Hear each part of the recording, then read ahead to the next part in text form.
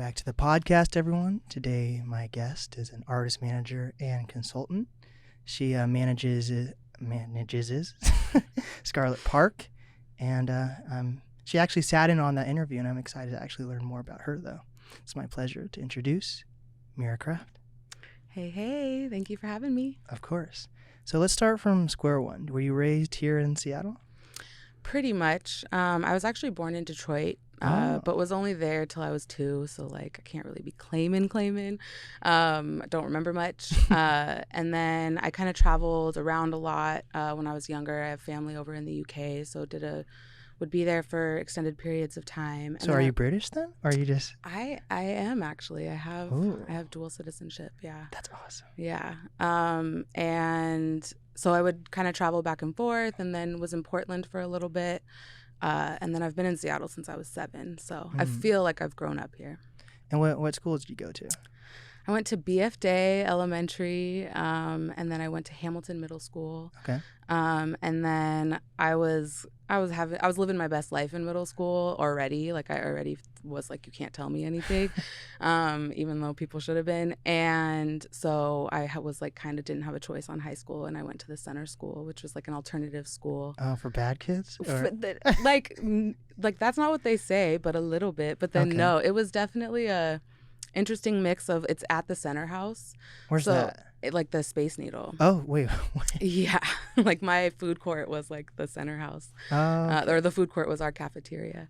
But yeah, so it was just kind of a mix of Queen Anne kids, but also kids from all over the place that may or may not have wanted to be there. Mm-hmm. So it was an interesting experience. Got it. And did you want to be an artist consultant from day one or manager? I've always known my calling. No, I didn't. I just knew. I was just ignorant. I just knew I wanted to be I just didn't want to be told what to do by anyone. So it wasn't necessarily me knowing what I wanted to be doing. I just knew a bunch of stuff I didn't want to be doing at that time. Got it. Did you go to college? I went to community college for a little bit. And the best thing that came from that was I actually met an artist that I ended up working with and has become a huge part of my life, Alina Lee. And is she from Seattle or? She's not. She was in Seattle when we met. Also lives all over the place. We're basically family. Both our families are from the same place in India. So you're Indian and British? Look, there's a lot to talk about as far as what where all my family is from and where they've spent time. But yeah, so we just kind of clicked, and I realized, okay, I think that was the most beneficial thing I got from school, was just meeting her. Damn, what were you going to school for at the time? At the time, I was maybe thinking of going into psychology, and then just kind of thankfully realized that's not what and I say thankfully because I really almost went down that path, and that's something that kind of just naturally is a part of my life. I feel like I am that friend I am the friend that people go to about stuff, which is totally fine, but I don't want to be doing that 24/7 for money. I feel I tell people I went to school for 30 minutes and left. Yeah. Yep. What school for 30 minutes? Dude, I was going to go to that. I wanted to be in radio, right? And then I got hired at 92.5. Oh, okay. And I got that job right before I graduated high school. So I would have had to leave Washington because there's no radio degree in Washington. There isn't? No. So wait, why? I don't know. I have no idea. You got to start at NAST University. Yes, there we go. So I decided to just stay with the station and just do community college, and I went to Bellevue College for 30 minutes. Okay. And I was like, you went there as long as it takes to get there? Yeah, and I was like, I can't do this. Yeah. I feel like it was a stereotype in my head though, but I felt like people who went to community college didn't really know what they wanted to do. And I was like, I know what I want to do. I want to be a podcaster. Yeah, no, I feel you. I mean, I think one thing is there's certain things that school's great for, right? My doctor, yeah, go to university for sure. But I also think that I had a sense of imposter syndrome, working on this, starting my business and feeling like I didn't have a degree. But what I've realized is that some of the things, yes, there's valuable things that could have been learned there, but when I was there, I kind of felt like I could just kind of go start making money instead of owing it. And YouTube has hipped me to a lot of game. YouTube University all day. I still feel like older people are like, overall, people who go to college are going to make more money than people who don't. But I think it depends on the field. I mean, we also live in such a weird, unpredictable world where someone could like be $100,000 in debt to go to school and like maybe hate their lives for the rest of it. And then there's people who like make one video on TikTok and they're, making millions. So it's like, it's just crazy. I think authenticity, if you're following what feels good to you, like that's where success lies. I don't think there's a copy and paste template of this like American dream that we're being like spit, Especially for entertainment. I think there's definitely no like right or wrong way to go about it. Yeah. So you went to college for a little bit, met Alina. Maybe an hour. They're like a little more than me. Yeah. And then what happens next? What does happen next? I guess actually the first thing I started doing that kind of emerged me into the creative world as far as a curator was I started doing open mics. So around the same time I was in school for my hour, I was also like already kind of like going and scouting places. I wanted to tell stories. I had this moment where I kind of sat down when I was deciding to quit school. I sat down and I was like, I'm interested in so many different things. I feel very scattered. Like, what's up with me? What do I really care about? And I kind of listed mentally like all the things that I'm into and asked myself what they had in common and realized that it was telling stories. Like it was creating experiences. It was bringing together other amazing creatives that would match up with other ones and kind of creating this, whatever type of experience or story I could. So that's kind of where I was like, okay, that's my... So maybe a comedian, you kind of thought? Or Definitely not that.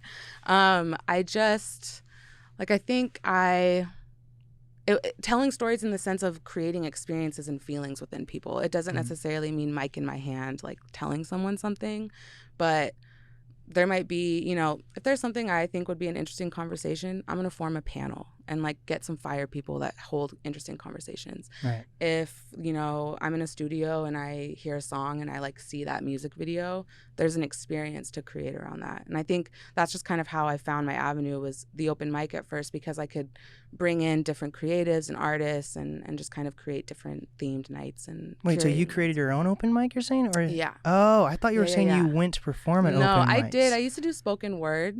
So that was kind of anyone who like knows me from that time says I still am like a poet, but I haven't written in a long time.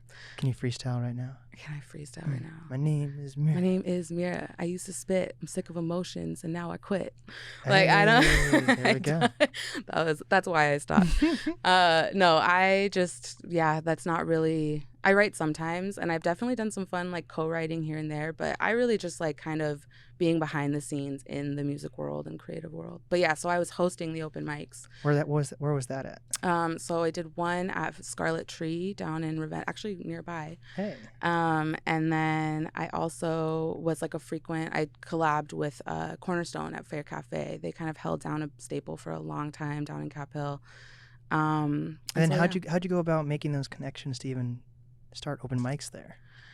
I was in the studio a lot. A lot of my friends were musicians, so I was always in the studio, and I would just kind of be like just meeting people and trying to think of what a fun event would be for us to go to. And so we would start going to the Fair Cafes where I started really meeting a lot of people.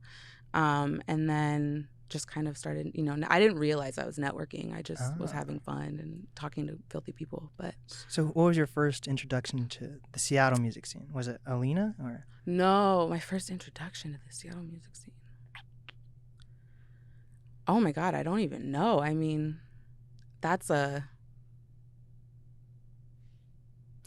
all I can think of is my house band for the open mic at the time was Aaron Jones and the Way. So they were, Aaron. So he was killing it or was killing it. The whole band was already doing their thing. And so that definitely I was already integrated into the music scene, but they were the house band that held down that event. That's crazy. He was, I forget how he's connected with my radio program I did in high school, but cool. Either my radio teacher helped him have a radio show in high school, or he graduated from my high school. Some way or another. Awesome. that's how I heard of. Is it Aaron? Aaron, yeah. Dude, like even Joe Rogan talks about him on the show. Yeah. I was like, holy shit. And what's filthy is that song that Joe Rogan featured was the one that Scarlett actually sang background on. So it's Aaron and Scarlett on that song. Oh shit. Yeah. That's dope. Yeah. So do you know more about like the hip hop scene, the band scene, the pop scene? Like when you first started, besides the band, the house band, like what was your first introduction? Because I feel like everyone has a different like genre they start out in. Yeah. Hip hop for sure. Oh. Hip hop has been, I mean, just even as far as when I was getting into music, like hip hop always was my favorite, and just that's just my foundation. I mean, it's also, one could argue, the foundation of pretty much all music, or at least blues. But yeah, so that was definitely, that it still is like my heart, definitely kind of my vibe. That's dope. So how long were you doing the open mics for? Do you still do open mics at all, or? Curating, no. I did that for a couple years, and then I was kind of like, okay, wait. I was 21 at the time. I was actually 20 because I got the venue before I was actually like legally supposed to be in it. Hey. And did you make revenue from that at all, or was it? Yeah, Oh, I shit. actually did have a good little stint where I could kind of be like, I want to buy this. I'm gonna, I'm gonna put together a show that's gonna make some good money, because I was working with the venue to curate other nights. So I had one night that was the open mic, which was once a month, but I was booking for them weekly, so I could kind of just be like, I have rent to pay. I need to book a show. That's dope. So like, have you always wanted to just like, you've always said you didn't want to work for someone though. So, but when was was that the first job you had where you're kind of working independently, or? That was, and what's funny is literally until you just asked me that, I didn't realize that. You know what I mean? That was just something that was fun that I happened to make money from. And then I was a dishwasher at like a house that like one of those facilities you move in from a hospital when you're not ready to go home. Okay. So like a transitional house. I was dishwasher there for a minute, and then that just kind of gave me freedom. Like what was cool was it was the evening shift, so I would be able to like bust the dishes out and then leave, but I was still clocked in, and I would like go to my open mic, host, and clock out when I was done. That's crazy. Yeah. I was a server at a retirement home, and I became close with the dishwasher there, but that's the only experience I really know about. Really? Dishwasher. That dude would be high as fucking. Yo, yeah. Yeah. He was crazy. This guy was a weirdo. So he went to my high school. So I was working at a retirement home when I was in high school, and this man would wear like a mask to school, like just like the mask we wear now. Oh, he was ready. Yeah, and I was like, holy shit, this guy was a trendsetter. Yeah, for real, he's before his time. Yeah. So you had the open mics, and then what followed after that? Like, were you still working with Alina, or like when did you actually start working with Alina, or have you worked with her? Yeah. So at that time, Alina actually had not performed. So she was more just like, we'd become really close. We, our families became really close. And one day I heard her kind of playing on the guitar, and I was like, what are you doing? What's happening here? You never even told me you do music. Like, you're so sneaky. I was like, you watch me look for people to book all the time, and you've never even told me you perform. And she was like, no, I've never performed. And so I put her on the flyer without her permission. And that was her first performance, was actually at the Scarlet Tree open mic and at Fair. So, that was just kind of like, she went off and did her thing. She really enjoyed it and ended up going to LA and pursuing, she started working in film and music. And we still, she's family before, she's not a client, she's family. So what era of artists from Seattle, at least, do you think you would say you came up with? I connected with, I was in the studio with a lot of hip hop musicians. So I actually met Elon, right? Elon and Nima. I met Elon a lot earlier. And I would say it's been really cool to kind of like watch just what's happened since, a minute ago. There's been some other staples. Nikita Oliver is a really dear friend of mine. And they were spitting and doing poetry and killing the mic before they were, taking, like, they're still an artist, but a lot less time for that now. Is it like more activist stuff? Or? Mm-hmm. Can you break down your, before we continue, break down your like relationship with Nikita Oliver? Yeah. They're just my best friend, really, really amazing person that I've witnessed go from spitting on mics to, you know, spitting at town hall. And I work with them on booking. And so just helping out with scheduling and any of the PR related stuff. Didn't you do like a tour or something with them? I think I saw. I did. Yeah, we did. We went out to the UK a couple years ago. Wow. You know, we tried to squeeze in some time for them to activate that artist side that's definitely still there, but just doesn't get enough time. And it was an amazing experience. We went out. It was Nikita and Relby Free, Okay. who's a local hip hop musician. And yeah, it was a great experience. We went all over the place. And weren't they running for something recently? Or they're currently in a race. Yeah, they are running for City Council position 9, and the election is on November 2nd. So what does that do once you're in the City Council? Like, I'm not the one to ask. I mean, like technically on paper or what we see are two different things. So I'm asking the same question. Yeah. And are you doing anything to help that movement go forward? Or that's not any credit for me to take at all. No. Okay. I'm definitely just happen to be really close with Nikita and happen to work in PR and scheduling and, you know, happy to help. Got it. And who was the first artist like you fully managed? So I actually managed a hip hop musician named JuJu Twist, who's also from here. He came to me. I have to thank him for that because I never pictured artist management as something that I would do. I just didn't think of it. And he asked me to when I was still working my corporate job. What was your corporate job? I worked in Nordstrom I was a buyer liaison. So I kind of worked with the designers who made the Nordstrom brands. Oh, shit. Which was cool. It paid real nice. It was real comfy. I miss it sometimes, or at least the paychecks. But yeah, I quit that to start my company full time. Okay, that's dope. Is that artist, do you still manage that artist? Or are they still making music? Or he's still making music. Yeah, he's doing his thing. When I kind of like made the transition of taking it on full time, I went over to Europe with Alina. And so that was kind of where my focus was and what I was working on, just due to like different timing of what we were both working on. He started doing his own thing here, but yeah, I mean, we're still keep in touch and yeah. It seems like you're very cultured. Well, I'll take it. Or well traveled. I'll take it. That's the goal. I would love to travel more. I've only been to like fucking like Mexico or Canada. I haven't even been to Mexico. It's one spot I have not been to.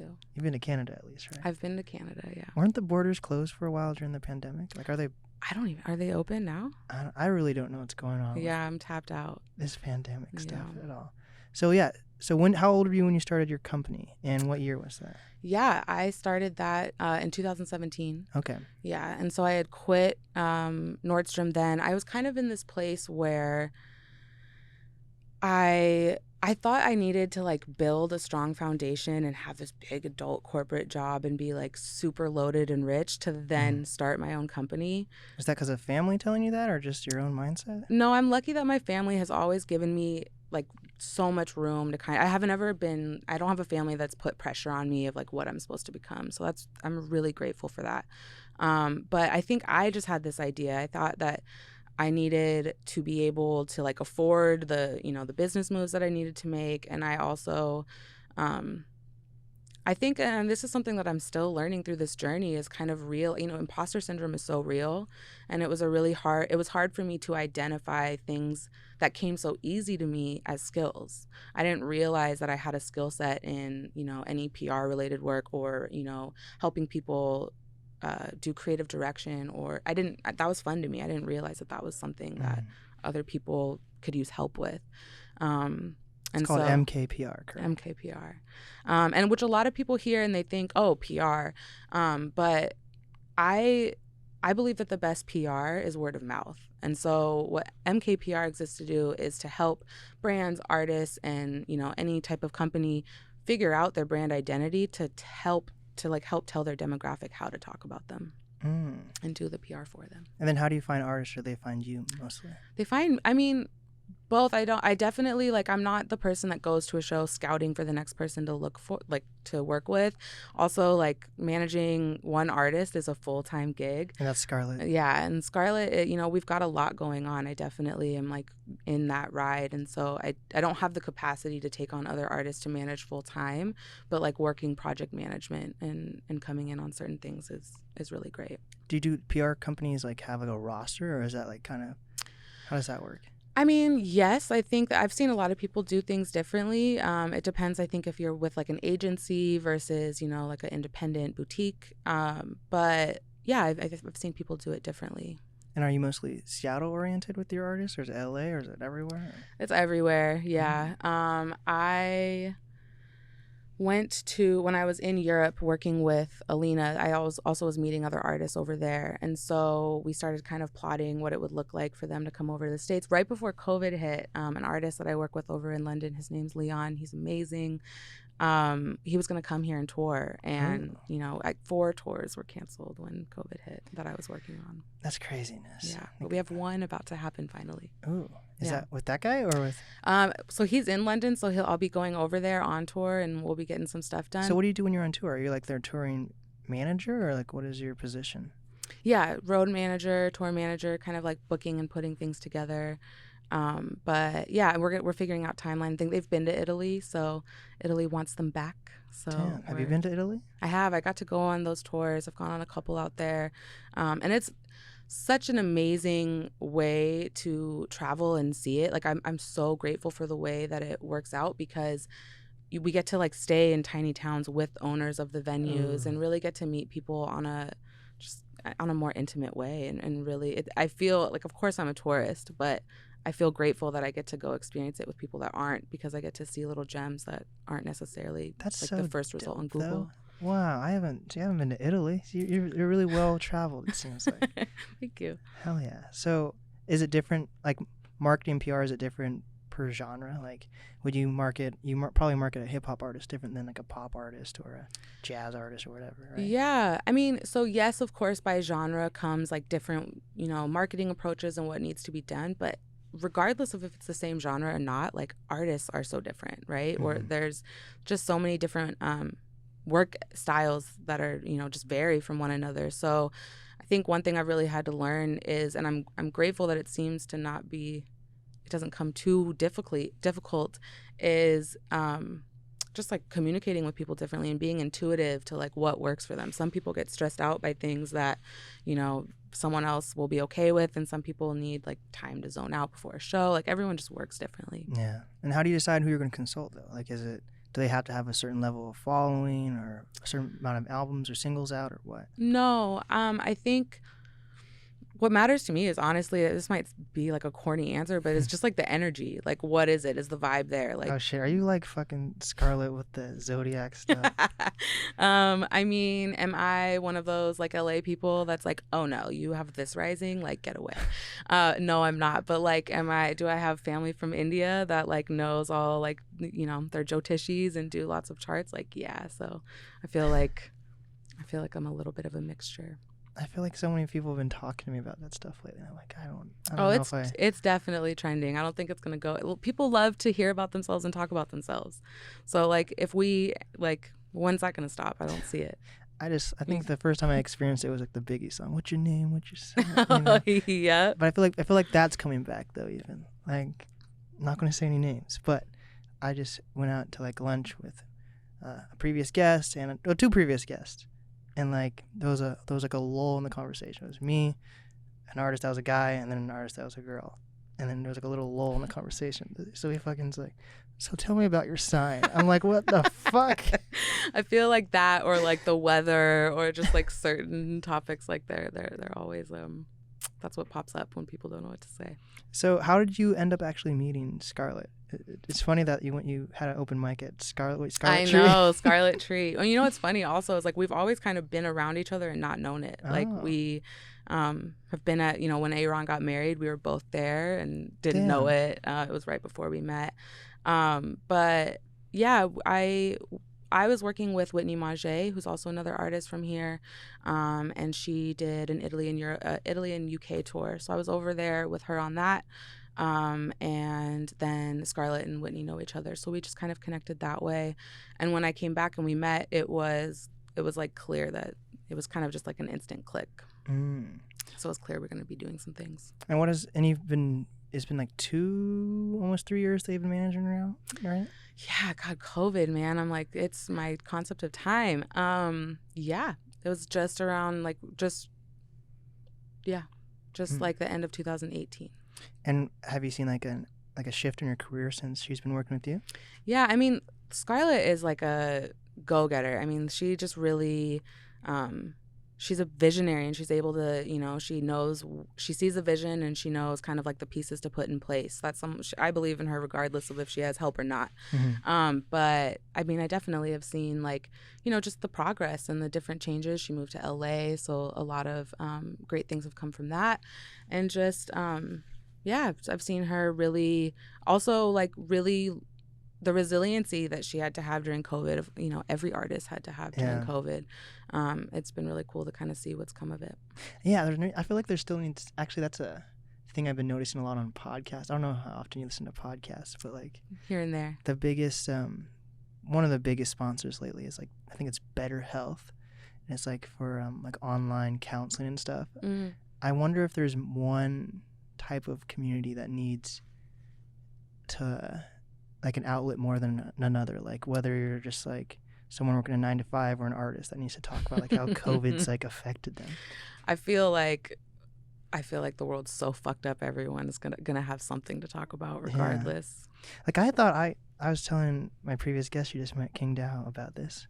Like I thought I kind of went through COVID unscathed, and like a lot of cool stuff has happened, but now I'm like trying to connect back into society, because just doing podcast stuff is not really, I guess, like you're a person and I'm a person, right. But I feel like this is just my community, so it's like the easiest thing. Yeah. So especially like usually at least I don't have any problem just meeting some random person, especially because I'm meeting new people every day. Yeah. But when it's outside of music, like I feel like I don't know. I have like COVID PTSD of being in groups and meeting new people. But that's interesting, because I feel like I've noticed even just on your podcast, like you talk about you don't seem like someone who stutters on like something to talk about. Yeah, it's weird though. It's a really weird like internal thing I've been experiencing. Interesting.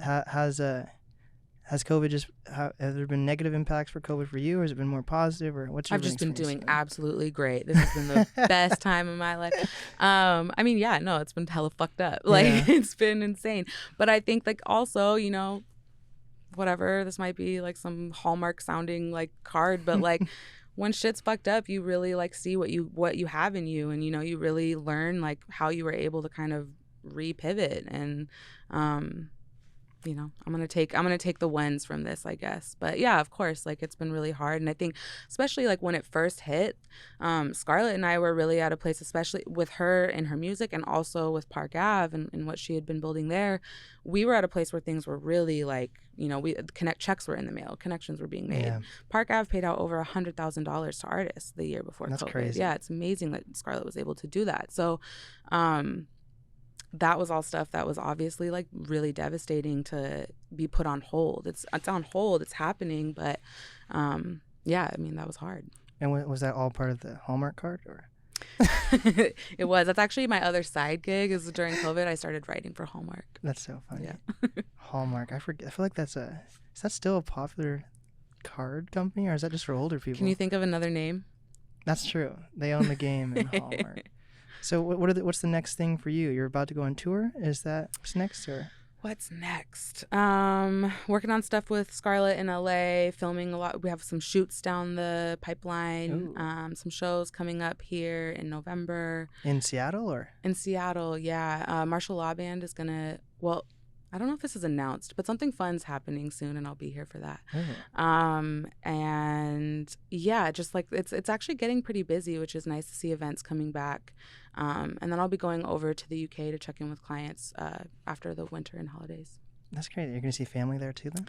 I am. Yeah, I'm excited. Damn, I've never been to UK. That sounds so. Yo, you gotta come. Do you like the UK better than NAST traveling? Yeah, NAST traveling. Do you like the UK better than the US, or? I'm a weird person who likes lots of different, like I need to like go be in one vibe and area for a little bit, and then I get restless and I want to go experience something else. So there's things I really love about here, and there's things that I really love to go over there and soak up and get to experience. So you don't like cycles? Is that it, or? I guess not. I think I have to like cycles. There's lots of them when you're building. Yeah.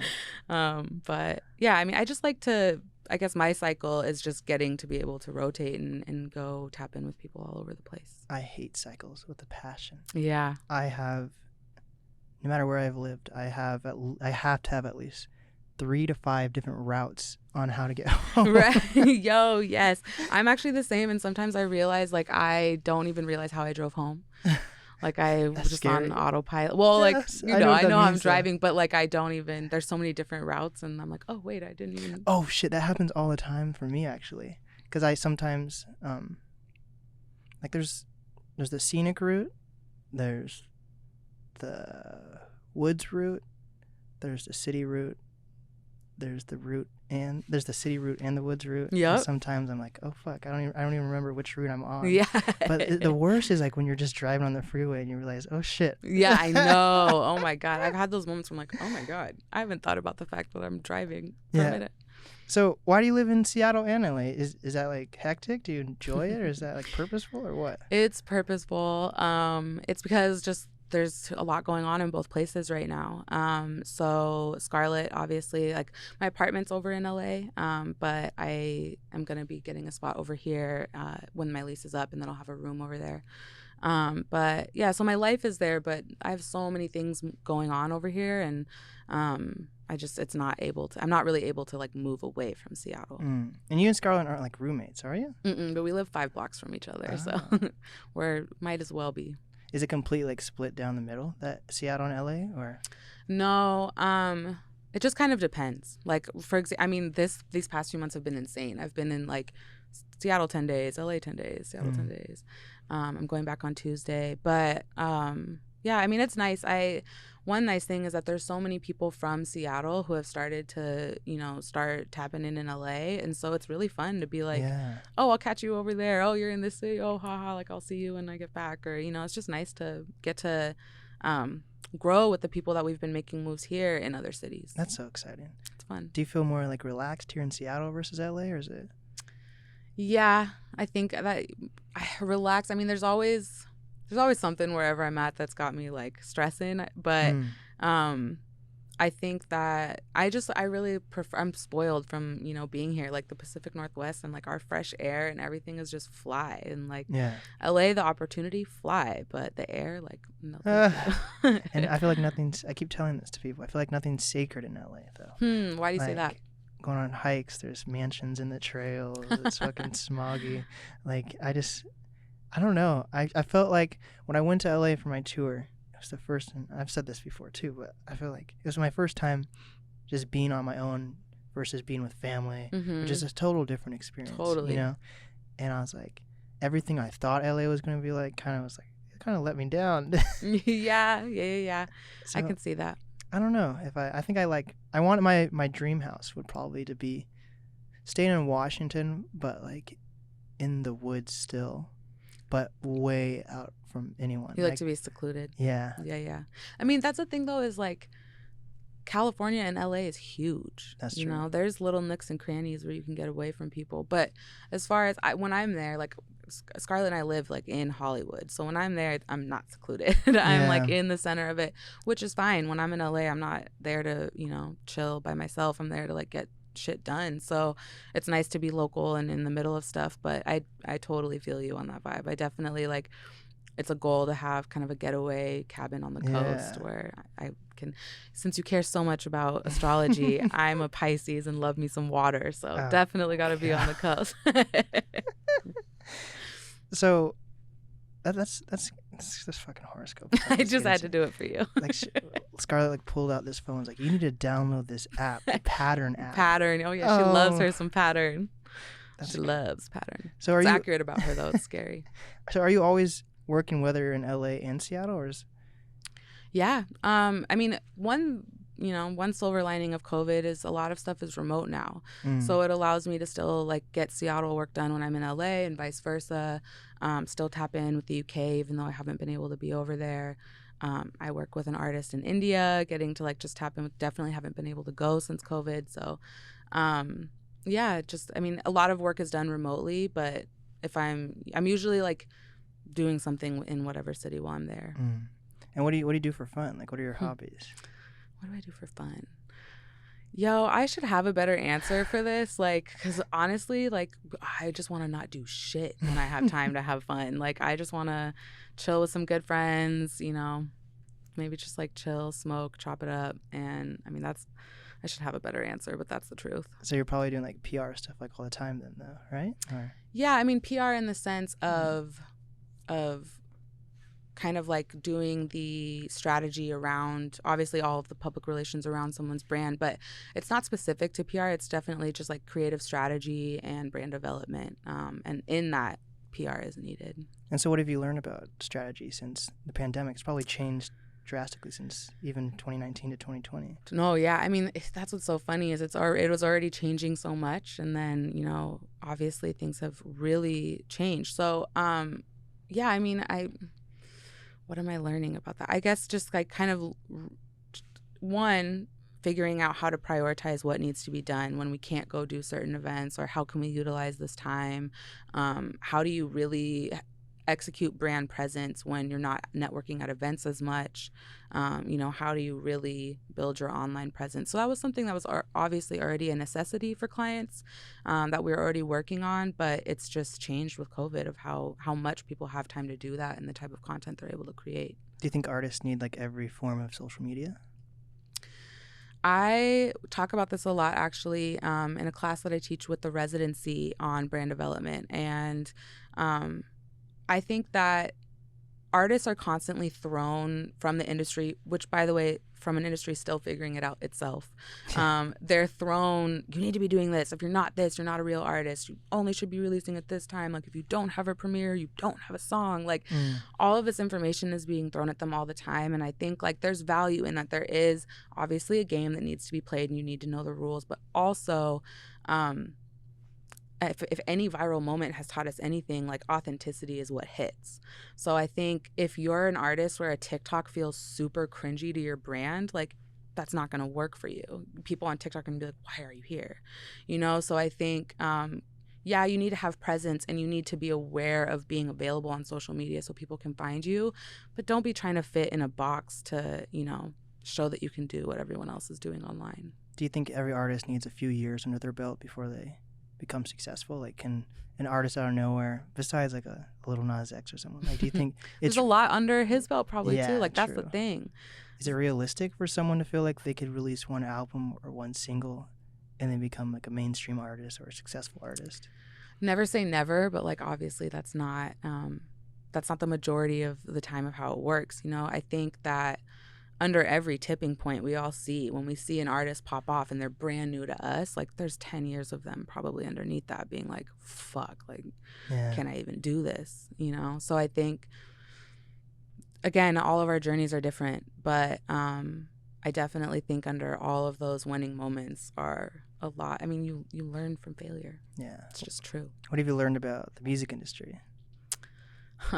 That's such a broad question. What have I'm like, oh Lord. I've learned good things.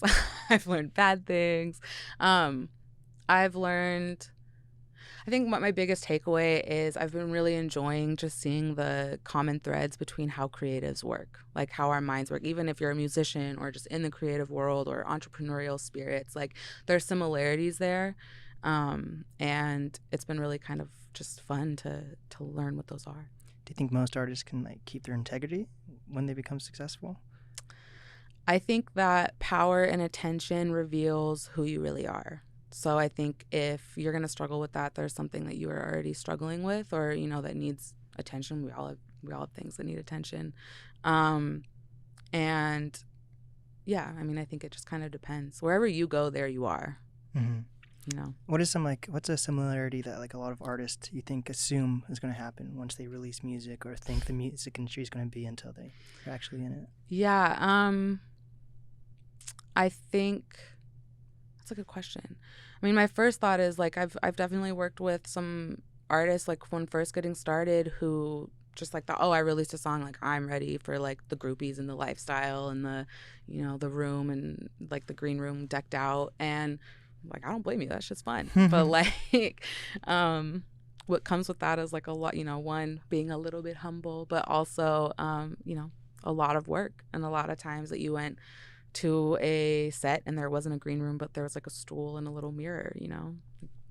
It's just, I think people don't realize. I mean, even when I first started my company, like if I knew, I had this expectation, like I'm going to quit, I'm going to go to Europe, I'm going to meet someone and they're going to think I'm great and I'm done. And it's like, bitch, who do you think you are? So, you know, I think I had to have that level of ignorance about it, I think, to like keep recharged. But I think people just kind of, they see the fun part, they see the end goal, and not the hurdles sometimes. Yeah, what are some of those hurdles usually for like being a business, especially in music? Yeah, I think what I've seen I think a lot of artists can have content and see a vision that's ready for a different lane, and they still have to like pay dues and get to that lane. And so I think sometimes I mean, I think numbers are silly. I think it's stupid that I can see an Instagram and see they have, you know, 1 million followers and I'm like, oh, they're doing things. But like then, you know, someone who has a couple hundred, you know, I'm like, not me necessarily, but like, I'm like, oh, you know, I think our mentality around numbers on social media is silly. I understand why it's like that, but I always thought that was such an annoying hurdle, because I've seen people who have the shittiest content get the greatest support. And then there's just people making gems that their friends know about. And that sucks because of algorithms. What are some things you think like the Seattle artists are doing successfully and making mistakes on? I mean, the talent in the city, it's unquestioned, right? It's like Seattle's music scene is amazing, even just creatively. Like we're a really artistic city. And I think that what I think Seattle struggles with is getting stuck in that bubble. I think we see a lot of what other artists are doing in this city, and we wanna do that, match that, do something more. And competitive spirit's cool. I'm all for it, whatever, you know. But I think that if you start doing that for a long time, all of a sudden you've been competing within one bubble in one city. And really at the end of the day, like I think it's important, unless like that's where you're happy, like fine, great. But if you're wanting to expand and be like an internationally known artist, I think people can get, and I don't think this is just Seattle that does this, but I think you can get really caught up in one bubble. And I think it's really important to break through that glass ceiling a lot sooner. And what are some tips of like touring for up and coming artists? Like how do you even start your first tour? Yeah. Have something presentation worthy that's going to show the venues that you're reaching out to what you can bring. Like what experience are you going to bring alive in their venue? And then do the like knowing just how to write the right email. Like I know so many people who there's so much stuff that they're excited about, and so that email they think that they have to explain everything, and it's like you're writing to people usually when you're pitching yourself as an artist who are getting hundreds of emails, if not thousands a day, from other people pitching the same things. So just like knowing how to like, you should have a few sentences showing you've done your research and know who they are. Few sentences showing like your ask and what you can bring, and then wrap it up and give them some, you know, show your information, show your links and your press kit and stuff. But I think just like knowing how to do the outreach, it sounds like maybe a smaller thing, but like I used to think that you needed a booking agent, and it's like, no, really, like you send some emails, you talk to a venue, you secure it, and go get your feet wet and then build. So do you think every artist can make it, like to a certain extent, whether it's a niche or like what holds people back? Or I think that someone told me this quote. They're like, the difference between successful people and people who aren't is the successful people didn't give up. It's like if you keep going, like unless you have the weirdest karma in the world, you're gonna make it. It just is what it is. And maybe that making it isn't what you first defined as making it, right? I think one thing I always ask my clients is, what's your version of success? Like, what does ultimate success look like to you? I think we always think for artists, especially, we have the stereotype of you're going to be the #1 famous person. There's a lot of people who are like, yo, I want to make bank like writing songs, and I don't want anyone to know who I am. There's people, you know, so I think just defining what success looks like to you, and then steering towards that. What's your success? What defines success for you? I've never actually been asked that myself. One, like money. Like, Yeah. I'm just gonna be straight up. That's just real. Like, I have a lot of things that I want to do in this life that require a budget. And so I want to be able to, it's not necessarily a number. It's just, I want to be able to afford the lifestyle that I want to live. And that lifestyle comes with creating events, like working with people, you know, business moves. And I want to be able to make a living off of working on different projects that I'm passionate about, and getting to incorporate all the filthy people that I know into projects and just creating experiences. So you like every type of media, kind of like from music videos to events to albums. Yeah. Yeah. Anything that matches that piece of content. Mm-hmm. What makes you stand out compared to other artist managers or PR companies or consultation? What makes me stand out? I think I'm one of the few that doesn't really want to stand out. I think I've seen a lot of cringy managers who actually wanted to be in the spotlight and don't realize it. What's some cringy? Give me examples of that. You don't have to say people, but like, what's something cringy?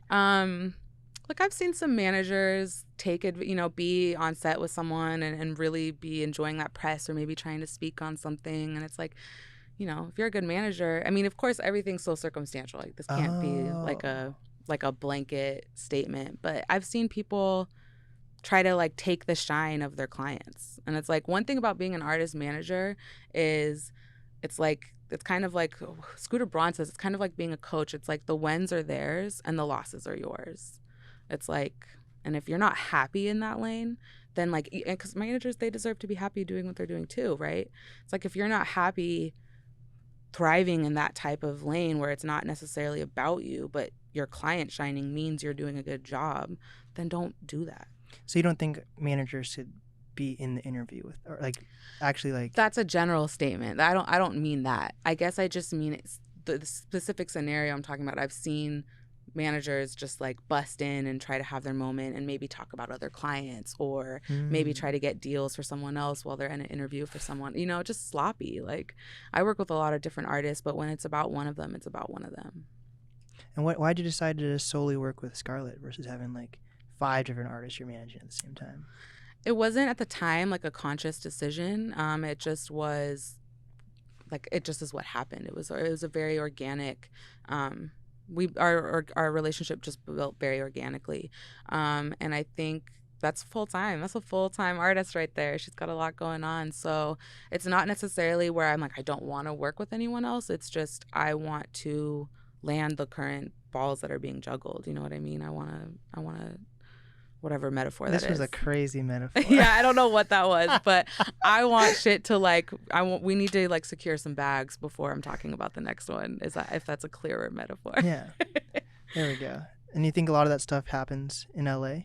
Is that where a lot of the success do you think is going to come from for Scarlett even? Or? Yeah, I mean, she's killing it out there. I think that there's opportunity out there for anyone. And I think that, I mean, again, one nice thing about COVID is we're not stuck to one place. You can be talking to someone in a lot of different places that before maybe they expected you to come to a meeting in person. So I don't think that she or any artist is like bound to one place. I think that, I mean, I even have a client who was like trying to figure out their footing, and they were like trying to figure out what city to commit to living in. I was like, put your shit in storage and stay in places month by month, you know? Yeah. Find out what happens next. Yeah. Well, what is some final advice that you have for up-and-coming artists, curators, influencers? Put your shit in storage and go, no. Just like, I think it's really important, bringing it back to authenticity in their branding, you know, really finding what works. We spend so much time being told what we're supposed to be doing, and that can really deter an artist from their creative zone. When you're trying to wear the business hat and also create the music or the art, that can really distract. And so I think a lot of artists who are DIY now, like that's what things are like now, I guess just always remember, like, first and foremost is that art. If you're not in your creative zone and you're not authentic with that, you can market something the best, but if you don't have the product that's like ready to market, it doesn't matter. Oh, actually, one more thing. When do you think it's time to find like a team? Yeah, I think it's time to find a team before it's time to find a manager necessarily.